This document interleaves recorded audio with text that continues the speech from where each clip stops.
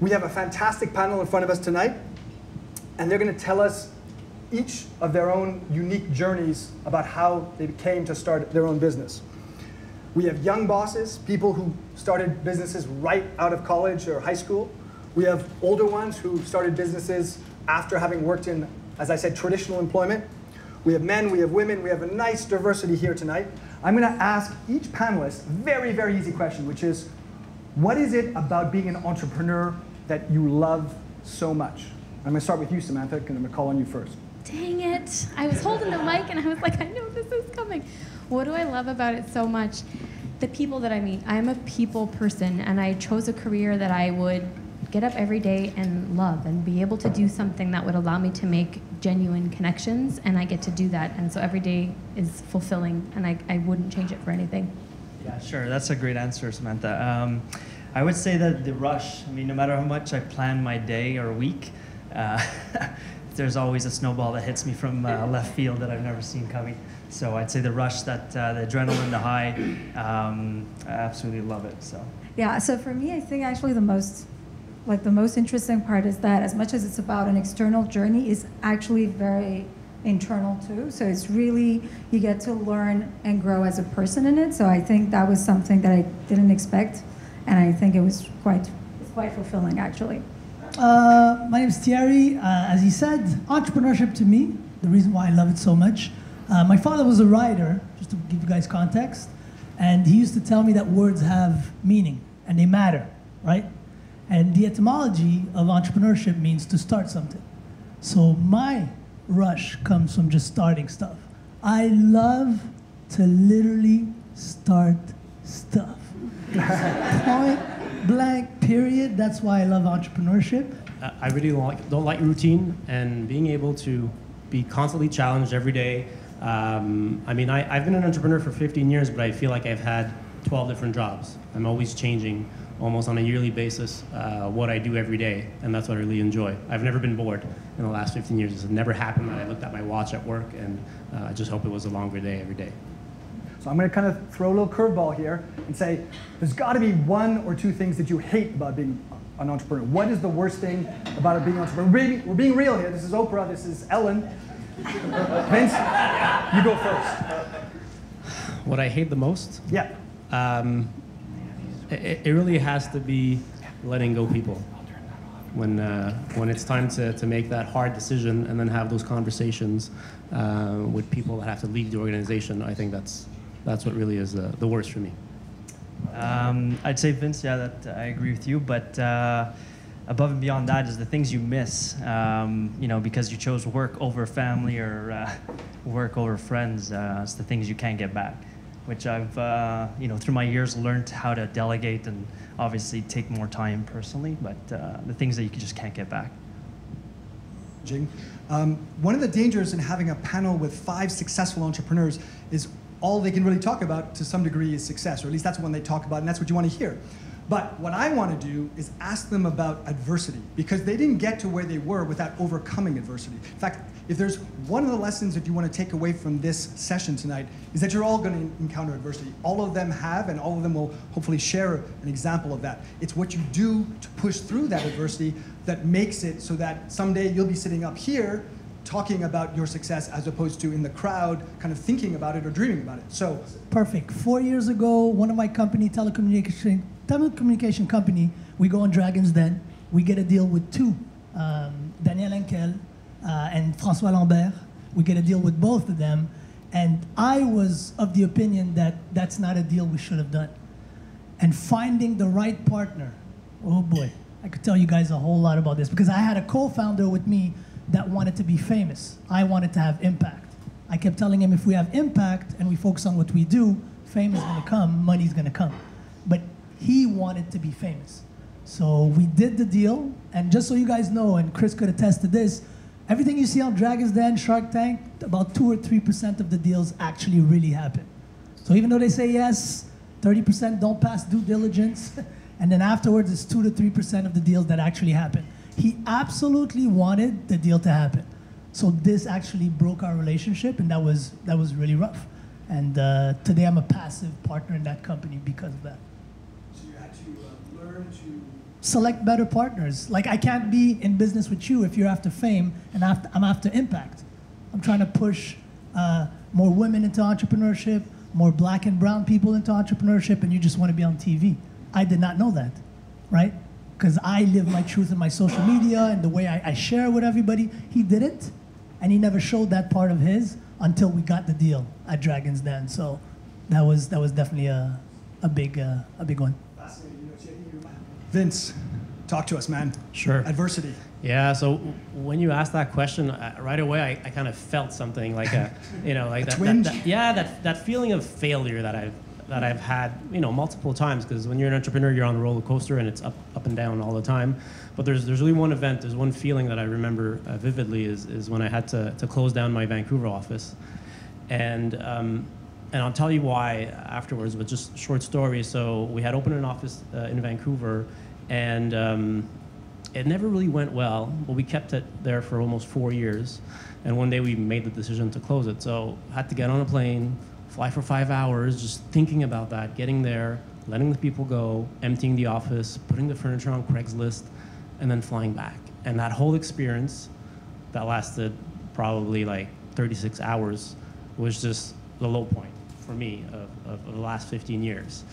And the reason why it's so strong is that when we made that decision to go out there and open an office in Vancouver, I kind of knew it wasn't the right thing to do.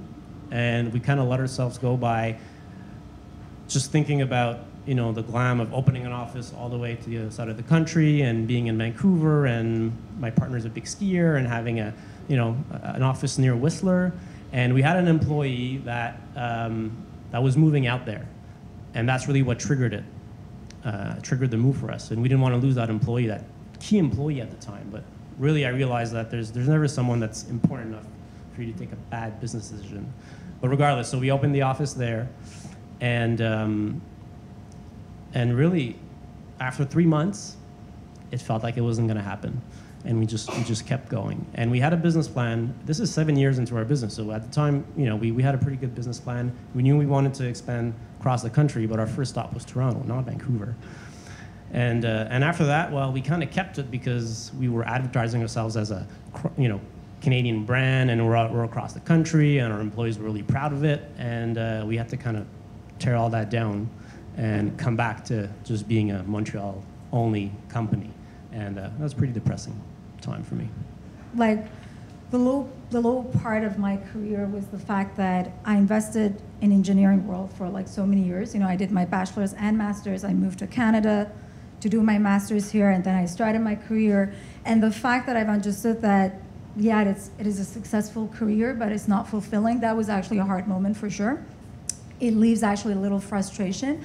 And I think when I started Glee Factor, which was somehow based on that frustration, I got in this mode and this stereotype about entrepreneurship, that you have to hustle and you have to work all the time and you have to be productive, productivity obsession that we have these days. And I think for the longest time, as Thierry said, I missed the values, I missed my own part, and I've realized that in my journey that as much as I needed to do the work all the time and be productive, I had to take the pause. I have a question for all of you. Thank you for being here, by the way. I just wanted to ask you, what was that pivotal moment when you realized that you couldn't have a plan B? When did you realize that you really had to immerse yourself fully into your company? Where you, to take Sam's example earlier, when she sold her ring, when she sold her furniture, that was really the pivoting moment. And I feel when you take that leap of faith, this is really when either it fails or it sails, right? So.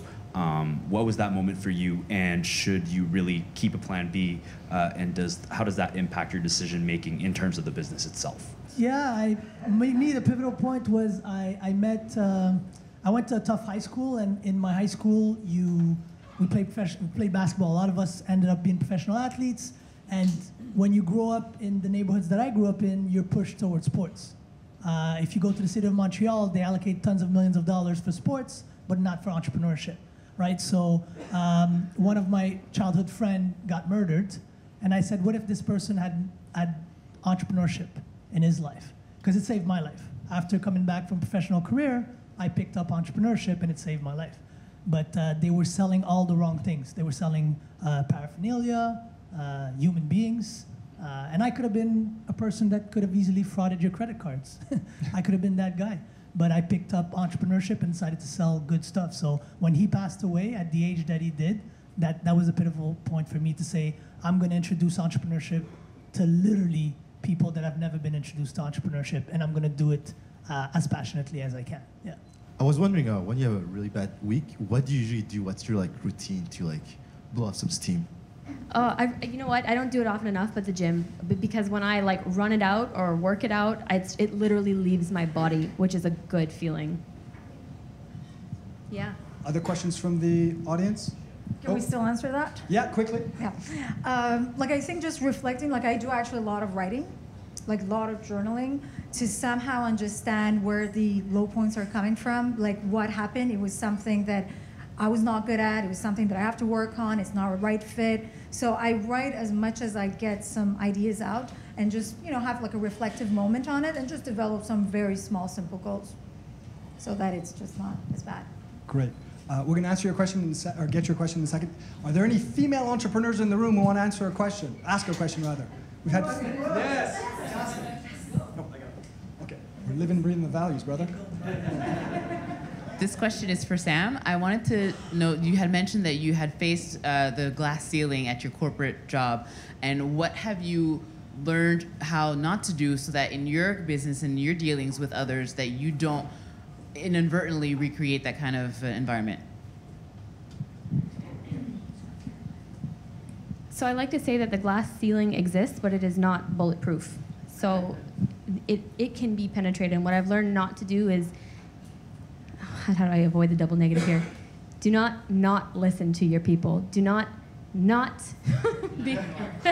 ignore what they're telling you, both verbally and non-verbally. And so through my work, through my proposals, through my conversations, I was trying to articulate. I was confident that I was articulating. And so I am ever so mindful with my team, with the people who I bring on board for different projects, that I am cognizant of what they're telling me, both verbally and non-verbally, and what they're showing me through their work ultimately. And really, we've talked a lot about just mindfulness and being aware, and what is the industry telling me? What is society telling me? But, Thierry touches on so many great things that it is not their responsibility to have to tell me these things. It is my responsibility as a business owner to really look at, am I making the best decision for the best team that I want to create? And am I being inclusive? All of these values are so important, and the responsibility falls on my shoulders ultimately. So being aware of that is super important. Great. Yeah, Thierry said something about not transactional, but what was it? Relational. So I'm very good at the relational part. But can you give some advice on when it comes to the transaction, where it comes to the ask, on how to That's an excellent question, and it's a fine line, right? I always say that people don't want to be sold anything, they want to buy something, right? So I make sure that my relationship is so strong that the minute that I do make my ask, it never feels like it's a transaction. And more importantly, if you bring enough value to enough people, right? So if you have a product to sell or if you have services to offer, like in real estate, for example, I would give seminars online by branding myself on social media, literally, on how to sell your house by yourself. All the other Remax owners would send me lawsuits. I got lawsuits from other Remax owners. What are you doing? But the list was so long and so rough that at the end of the day, the point I was trying to make is, if you don't have time to do this, contact us, we'll do it for you, right? So I kept these relationships by providing massive value to others, information, and eventually, when I was top of mind, I was tip of tongue. Remember that, top of mind, tip of tongue.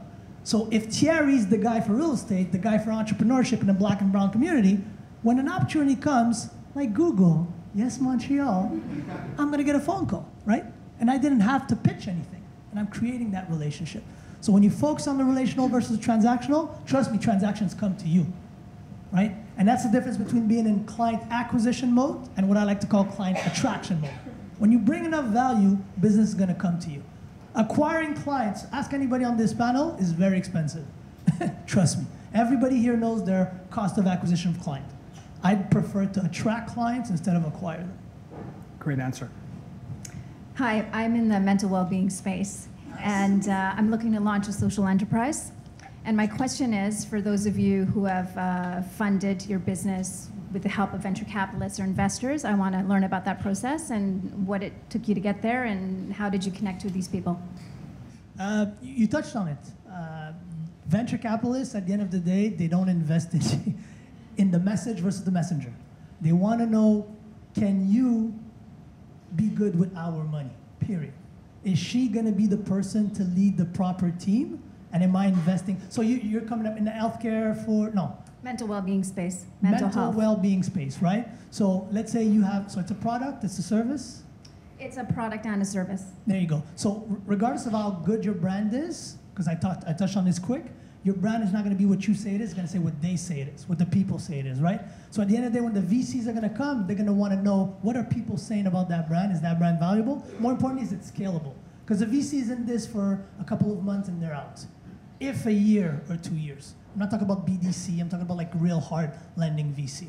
So they're going to want to make their money quick and get out, and they're going to look at you. How strong are you? Can you lead the team? Can you scale this business? And they're going to make a quick return, fast and easy. Point blank, period. Fantastic. Okay, so now we have less than 120 seconds left.